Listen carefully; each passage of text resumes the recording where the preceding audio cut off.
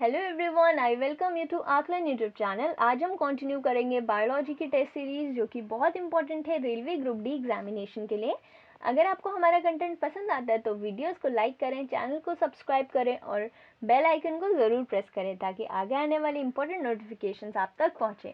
अगर आपको इसकी PDF को डाउनलोड करना है तो आप हमारा टेलीग्राम ग्रुप ज्वाइन कर सकते हैं, जिसका लिंक हमने डिस्क्रिप्शन बॉक्स में मेंशन किया है। आप गूगल प्ले से आकलन ऐप को डाउनलोड करें, जहाँ पे आपको वेरियस कॉम्पिटिटिव एग्जाम्स के टेस्ट सीरीज प्रोवाइड किए जाते हैं। तो शुरू करते हैं टेस्ट सीरीज। सबसे पहला क्वेश्चन है, निम्नलिखित में से कौन एक पेय संयंत्र नहीं है? ऑप्शंस हमारे पास है camellia sinensis, theobroma cocoa, coffee arabica या फिर एलेंसोआ ग्रैंडिफ्लोरा। करेक्ट आंसर है हमारा ऑप्शन डी, एलेंसोआ ग्रैंडिफ्लोरा।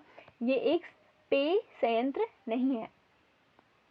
अगर हम बात करें एलेंसोआ ग्रैंडिफ्लोरा की, तो ये क्या है, एक ऑर्नामेंटल प्लांट है। ठीक है, ऑर्नामेंटल प्लांट्स की कैटेगरी में इसको रखा गया है। नेक्स्ट क्वेश्चन है, ब्लड ग्रुप बी के बारे में निम्नलिखित में से कौन सा सही है?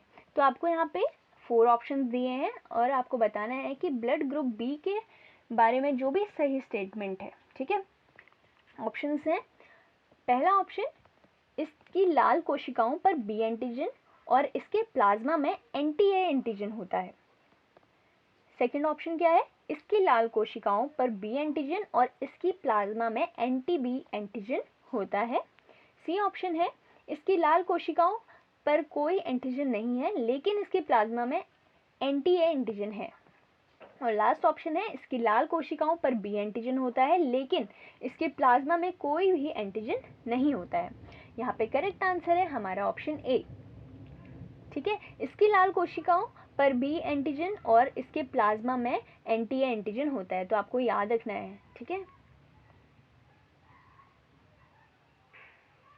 थर्ड क्वेश्चन है, होम्योपैथी के जनक, आपसे पूछा गया है कि होम्योपैथी के जनक कौन है?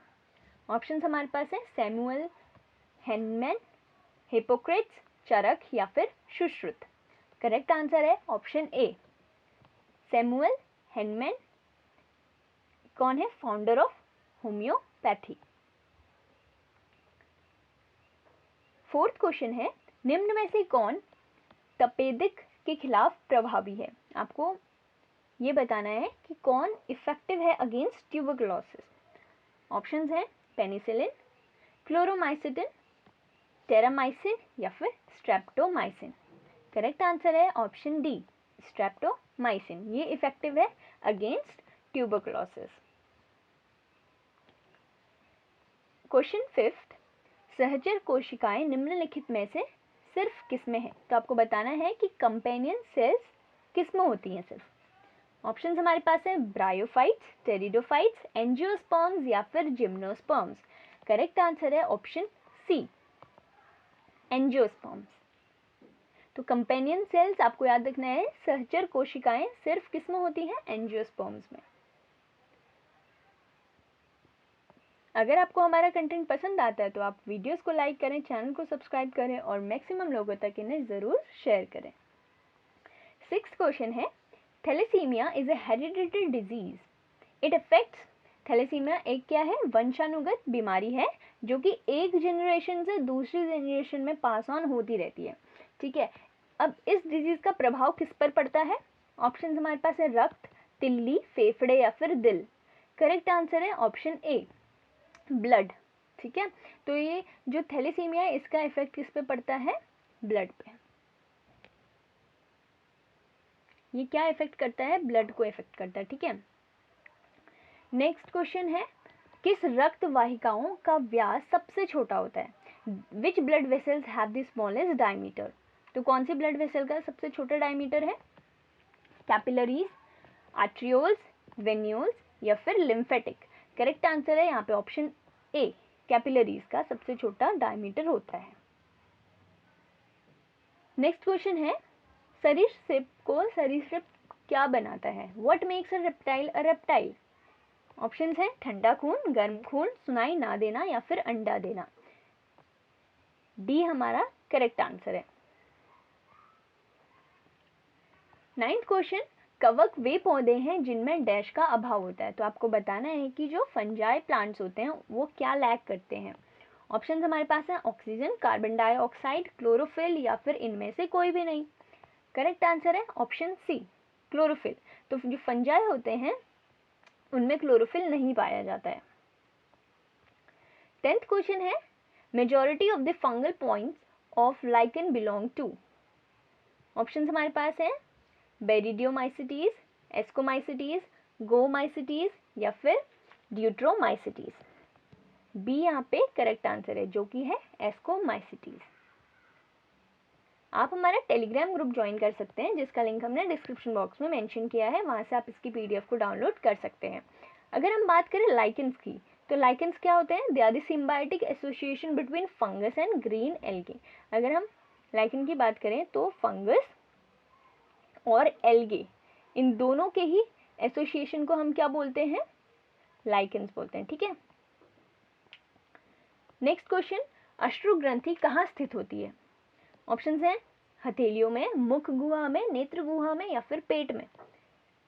करेक्ट आंसर है यहाँ पे ऑप्शन सी, आई ऑर्बिट, नेत्र गुहा में होते हैं अश्रु ग्रंथि। 12th क्वेश्चन है वह पोषण जिसमें एक जीव दूसरे जीवित जीव के शरीर में बिना मारे अपना भोजन प्राप्त करता है उसे कहते हैं। अब आपको यहाँ पे बताना है कि एक ऐसा ऑर्गेनिज्म, ठीक है, एक ऐसा ऑर्गेनिज्म जो दूसरे ऑर्गेनिज्म से अपना फूड ले रहा है, ठीक है, दूसरा ऑर्गेनिज्म है उससे अपना फूड ले रहा है पर वो उसको कोई भी नुकसान नहीं पहुंचा रहा है, तो इस टाइप के न्यूट्रिशन को क्या कहते हैं? ऑप्शंस हमारे पास हैं saprotrophic nutrition, parasitic nutrition, holozoic nutrition या फिर ऑटोट्रॉफिक न्यूट्रिशन। करेक्ट आंसर है ऑप्शन बी। ठीक है, और इस टाइप के न्यूट्रिशन को हम क्या बोलेंगे? Parasitic nutrition. अब नेक्स्ट क्वेश्चन है जब कोई जीव मृत पौधों, मृत जानवरों और सड़ी हुई रोटी आदि से कार्बनिक पदार्थों के क्षय से अपना भोजन प्राप्त करता है तो इसे क्या कहा जाता है? जैसे हमारे पास बहुत टाइप के न्यूट्रिशन होते हैं ना, जैसे parasitic nutrition, autotrophic nutrition, holozoic nutrition, ये सब न्यूट्रिशन है, तो एक एक करके हमने इसमें क्वेश्चंस इंक्लूड करे हैं तो आपको ये याद रखने हैं। अब ये क्वेश्चन क्या कह रहा है कि जब कोई भी ऑर्गेनिज्म अपना फूड लेता है सड़ी गली चीज़ों से, ठीक है, उस टाइप के न्यूट्रिशन को क्या बोलते हैं? करेक्ट आंसर है यहाँ पे option D, saprotrophic nutrition. Next question है what is the mode of nutrition called in which organism cannot make its own food from simple inorganic material and depends on other organisms for its food। तो आपको बताना है कि ऐसा organism जो अपना स्वयं खाना नहीं बना पाता है, ठीक है, और उसे दूसरों पर निर्भर रहना पड़ता है अपने भोजन के लिए, उसे क्या बोलते हैं? ऑप्शंस हैं यहाँ पे autotrophic nutrition, heterotrophic nutrition, parasitic nutrition या फिर होलोजोइक न्यूट्रिशन। यहाँ पे करेक्ट आंसर हो जाएगा ऑप्शन बी, हेटेरोट्रॉफिक न्यूट्रिशन। तो हेटेरोट्रॉफिक न्यूट्रिशन क्या होता है? जब कोई भी ऑर्गेनिज्म अपना खुद का खाना नहीं बना पाता है, ठीक है, और उसे दूसरों पर निर्भर रहना पड़ता है अपने भोजन के लिए। 15th क्वेश्चन है, यहाँ पे हम इसे करेक्ट कर देते हैं, ऑप्शन बी हमारा करेक्ट आंसर है। ठीक है, 15th क्वेश्चन क्या है? The mode of nutrition in which an organism make its own food from the simple inorganic material like carbon dioxide and water present in the surrounding is called. पोषण की वह विधि जिससे जीव अपने आसपास मौजूद कार्बन डाइऑक्साइड और पानी जैसे साधारण अकार्बनिक पदार्थों से अपना भोजन स्वयं बनाते हैं। ठीक है, अब ये पूरे लास्ट क्वेश्चन का पूरा विजिट है, तो आपको बताना है कि कौन सा ऐसा टाइप ऑफ न्यूट्रिशन है जहाँ पे ऑर्गेनिज्म अपना खाना खुद ही बनाता है। ऑप्शंस हमारे पास है heterotrophic nutrition, saprotrophic nutrition, autotrophic nutrition या फिर होलोजोइक न्यूट्रिशन। करेक्ट आंसर है यहाँ पे हमारा ऑप्शन सी, जो कि है ऑटोट्रॉफिक न्यूट्रिशन। जब अपना खाना खुद बनाएंगे तो उसको बोलते हैं ऑटोट्रॉफिक न्यूट्रिशन। ठीक है, यहाँ पे सी है। Next question, what is the process of intake of nutrients by an organism as well as the utilization of these nutrients by the organism called। तो आपको ऐसी हिंदी में भी मैं आपको बता देती हूँ, किसी जीव द्वारा पोषक तत्वों के सेवन तथा जीवों द्वारा इन पोषक तत्वों के उपयोग की प्रक्रिया क्या कहलाती है?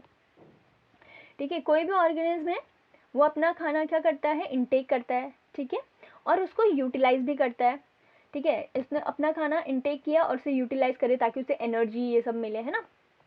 तो उस चीज़ को क्या बोलते हैं, इस प्रोसेस को? ऑप्शन हमारे पास है पोषण, फोटोसिंथेसिस, क्लोरोप्लास्ट या फिर डाइजेशन। करेक्ट आंसर हो जाएगा यहाँ पे ऑप्शन ए, न्यूट्रिशन, ठीक है। तो न्यूट्रिशन ही एक ऐसी प्रोसेस है जिसमें जो ऑर्गेनिज्म होता है अपना खाना इनटेक करता है और उसको यूटिलाइज करता है ताकि उसे एनर्जी मिले, है ना। आप आकलन ऐप डाउनलोड कर सकते हैं गूगल प्ले से, जहाँ पे आपको वेरियस कॉम्पिटिटिव एग्जाम्स के, रेलवे ग्रुप डी एग्जामिनेशंस के भी आपको टेस्ट सीरीज वहाँ पे मिल जाएंगे, और टेस्ट सीरीज को अटेम्प्ट करके आप डेफिनेटली अपना स्कोर इंक्रीज कर सकते हैं। 17th क्वेश्चन है, an enzyme produced by HIV that allows the integration of HIV DNA into the host cells DNA is. Option हमारे पास है DNA गाइडेज, हेलिकेज, इंटीग्रेज या फिर लाइगेज। करेक्ट आंसर है option C, integrase. Next question, Edward Jenner ने निम्नलिखित में से किस बीमारी के लिए टीके की खोज की थी? तो जो एडवर्ड जेनर थे उन्होंने किस डिजीज के लिए वैक्सीन की डिस्कवरी करी थी? ऑप्शन हमारे पास है क्षय रोग, जिसको हम ट्यूबरकुलोसिस बोलते हैं, पोलियो, रेबीज या फिर चेचक, स्मॉल पॉक्स। करेक्ट आंसर है ऑप्शन डी, स्मॉल पॉक्स के लिए करी थी उन्होंने वैक्सीन की डिस्कवरी, ठीक है।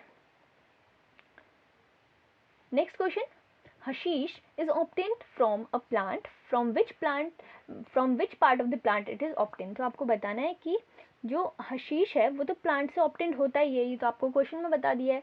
अब आपको बताना है कि प्लांट के किस पार्ट से उसे ऑब्टेन किया जाता है, किस भाग से, पौधे के किस भाग से उसे प्राप्त किया जाता है। ऑप्शन हमारे पास है पत्तियां, तना, पत्तियों और मादा पुष्प क्रमों से रिश्ता है, और लास्ट ऑप्शन है exudate from stem and male inflorescence. Correct answer है यहाँ पे option C, exudate from leaves and female inflorescence. तो लीव्स और फीमेल इनफ्लोरेसेंस जो होता है वहां से हमें हशीश मिलता है। 20th क्वेश्चन है, what is the chromosome number in a human ovum? मानव अंडाणु में गुणसूत्रों की संख्या कितनी होती है? 24, 46, 48 या फिर इनमें से कोई नहीं। करेक्ट आंसर है option B, 46।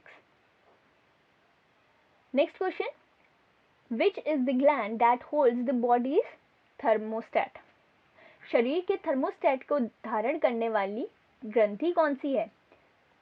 Pineal gland, pituitary gland, thyroid gland या फिर हाइपोथैलेमस ग्लैंड। करेक्ट आंसर है option D, hypothalamus gland.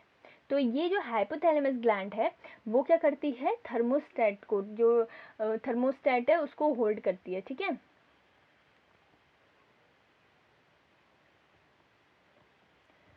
Second question है, what are the blood corpuscles that help to build a resistance against diseases? तो आपको बताना है कि ऐसे कौन से ब्लड कॉर्पसेल्स हैं जो हेल्प करती हैं to build a resistance against कोई भी डिजीज आ रही है तो उससे लड़ती है वो, ठीक है। वो रोगों के प्रति प्रतिरोधक क्षमता को बढ़ाने में मदद करती हैं। तो आपको ऐसी रक्त कणिकाएं को बताना है कि ऐसी रक्त कणिका कौन सी है। ऑप्शन हमारे पास है ल्यूकोसाइट्स, मोनोसाइट्स, न्यूट्रोफिल्स या फिर लिम्फोसाइट्स। करेक्ट आंसर है ऑप्शन ए, ल्यूकोसाइट्स, ठीक है। Next question, clove the commonly use spice is obtain from the लौंग आमतौर पर इस्तेमाल किया जाने वाला मसाला किससे प्राप्त किया जाता है? ऑप्शन हैं फ्रूट, स्टेम, रूट या फिर फ्लावर बड। करेक्ट आंसर है ऑप्शन डी, फ्लावर बड, ठीक है। तो जो क्लोव होता है वो हम किससे ऑब्टेन करते हैं? फूल की कली से। नेक्स्ट क्वेश्चन क्या है, एंटीबायोटिक के रूप में कौन सी दवा का उपयोग किया जाता है? ऑप्शन है मेटफॉर्मिन, रेनिटिडिन, एजिथ्रोमाइसिन या फिर इब्यूप्रोफेन। करेक्ट आंसर है ऑप्शन सी, एजिथ्रोमाइसिन का इस्तेमाल हम करते हैं as a antibiotic. Last question है आज के टेस्ट सीरीज का, कौन सा अंग पानी, वसा और विभिन्न कैटाबॉलिक कचरे का उत्सर्जन करता है? Which of the organ that excretes water, fat and various catabolic waste? Options are गुर्दा, त्वचा, प्लीहा या फिर सलाइवरी ग्लैंड्स। करेक्ट आंसर है ऑप्शन ए। तो आपको पता है कि जो किडनी है वो एक एक्सक्रीशन में हेल्प करता है ना। तो ऐसा ऑर्गन जो एक्सक्रीट करता है वाटर, फैट्स और वेरियस जो भी कैटाबॉलिक वेस्टेज होते हैं, उनका आंसर हो जाएगा किडनी। Thank you everyone. अगर आपको हमारा कंटेंट पसंद आया तो वीडियोस को लाइक करें, चैनल को सब्सक्राइब करें और बेल आइकन को ज़रूर प्रेस करें ताकि आगे आने वाली इंपॉर्टेंट नोटिफिकेशंस आप तक पहुंचे। आप गूगल पे से आकलन ऐप को डाउनलोड करें जहां पे आपको वेरियस कॉम्पिटिटिव एग्जाम्स के टेस्ट सीरीज प्रोवाइड किए जाते हैं। Thank you and have a good day.